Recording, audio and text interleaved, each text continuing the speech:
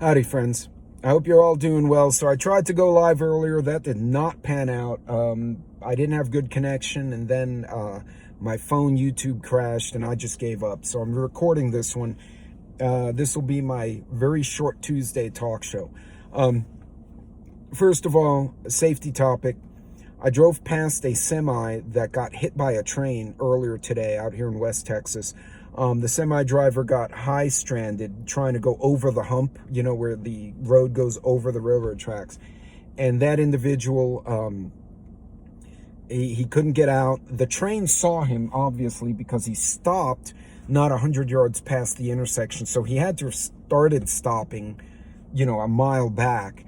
But unfortunately, it's a train. It doesn't stop quickly. And he hit the semi. The load went one way and the trailer went the other. Fortunately, the cab got disconnected and was kind of off on the side of the road, so it doesn't look like the driver was hurt. But guys, be careful if you're driving long vehicles and on the road, and don't play chicken with trains. You'll lose. If you mistime it, you're toast. So that's that. Guys, this video, I just want to put out a video there about not being distracted by bullshit that's going on, okay? So today's bullshit is the Supreme Court, one of the justices, Roberts, or I think, not Roberts, Alito, or somebody had an opinion about Roe v. Wade, which I know is an important subject to a lot of people. Whether you agree or disagree with Roe v. Wade, it is a sensitive subject, but we on the street level, we can't do anything about it, right? That's a political fight that has to be fought somewhere else. Before that, we were watching Johnny Depp and Amber Heard, and Johnny was testifying that he found caca in his bed because Amber shit his bed literally. And then Amber said that Johnny broke shit, and they're basically assholes. Before that, what the hell was the stupidity before that? Before that was a bunch of teachers wanting to talk about sex or not wanting to talk about sex, and everyone got in arms about that. Obviously, these are important subjects to people personally. What I don't want folks to do, and I'm trying very hard not to do myself, is to lose sight of the fact that a major grain-producing nation and a major oil-producing nation got in a war, and the food we're eating now was produced months ago and harvested even further back. Right now, you are eating food that was harvested and processed probably last year, certainly months ago. I'm talking about your grains, your bread, shit like that, right? Because it takes time to go from production to your table, so to say. On top of that, I've sat in on Reuters News editorials. I've sat with a bunch of science types from the oil and gas sector. I've been talking to energy sector people in general.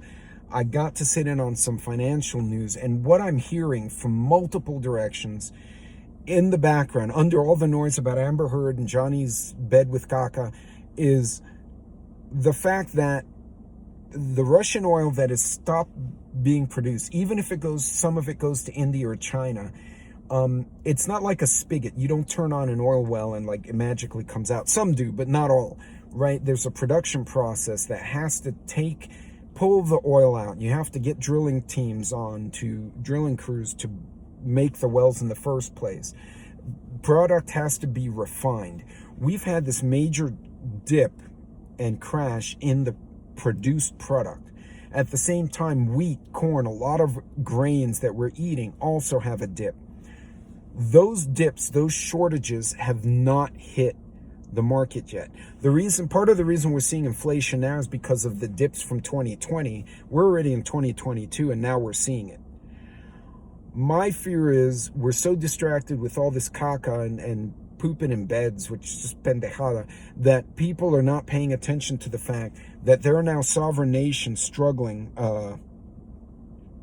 with situations. So, CNBC Africa, Nigeria buys emergency Canadian potash to replace lost Russian supply. Okay, this is a actual headline from CNBC, and part of it is due to the fact that a sovereign nation is trying to find fertilizer in Canada because they can't get it from Russia because of all the disruption. Okay, These are the kind of things right now countries are trying to figure out how to feed their people, how to plant their crops. There's some analysts in both the financial sector and in the Reuters discussion, as well as the oil and gas sector, who are afraid that if they don't figure out the production quotas and how to source product, Libya and Iraq are unstable, so's Iran. They're having issues in Libya and Iraq in particular, so their production is dropped. So even though Saudi and Qatar and the UAE have tried to increase to kind of level off the prices, Libya is having so many difficulties. They're crashing, their production went down, and it kind of evened out.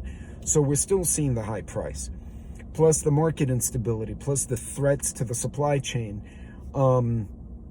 Slovakia has actually petitioned the EU to still accept Russian oil, and now even Germany, according to Reuters, Germany is trying to find a way, one of the German entities, of buying Russian oil with the euro, converting it to rubles, and basically cutting out the US dollar. That's going to be super disruptive to everybody as they bounce currencies around. But seeing this kind of stuff, this should give everyone pause. Okay, this is the kind of stuff, food shortages, fuel shortages, that start worse wars. Okay, wars throughout history have been fought over land, over resources. If you don't think it would be the same nowadays, you're blind. It can and will happen if we're not careful. So, folks, what I would tell you, continue to store your foods, buy what you can within your budget, and pay attention to what's going on. Cut out the unnecessary trips. If you don't need it, don't buy it. If you do have to travel, guys like me, we have to, as part of the gig, plan in advance, buy tickets in advance, get those reservations. If you can combine trips, do that now. Okay, I'm sitting here this whole week listening to energy sector people, and there's a lot of concern. I had one geology guy actually come to me, and we were joking, hey, $100 oil, that's great for energy companies. He said, yeah, until it goes to 180. He said, because then everything gets fucked. It just breaks the system. And he's right. He's not wrong. And I'm hoping to run into him at the social event so we can talk some more. But this is concerning. And when people in the professional world, in different sectors, not just energy, the news, oil and gas, food production, we're seeing it. When a sovereign nation is struggling to buy fertilizer for its people to farm, guys, something's not right. And I'm afraid it's going to get worse before it gets better. My fear is there's going to be a miscalculation. Russia's already talking about acquiring part of Moldova. If that spills over into Poland or one of the Baltics, it's going to be game on, and it's not going to be pretty. To quote a line from The Patriot, the movie The Patriot, this won't be a war, I'm paraphrasing, this won't be a war fought on a foreign land.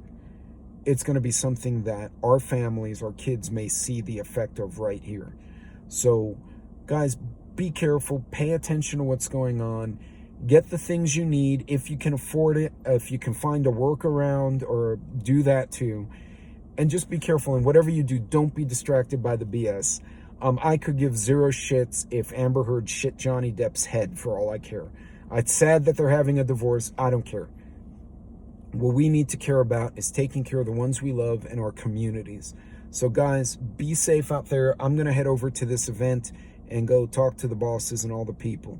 God bless, be safe, and I'll come back next Tuesday for my next live. Take care.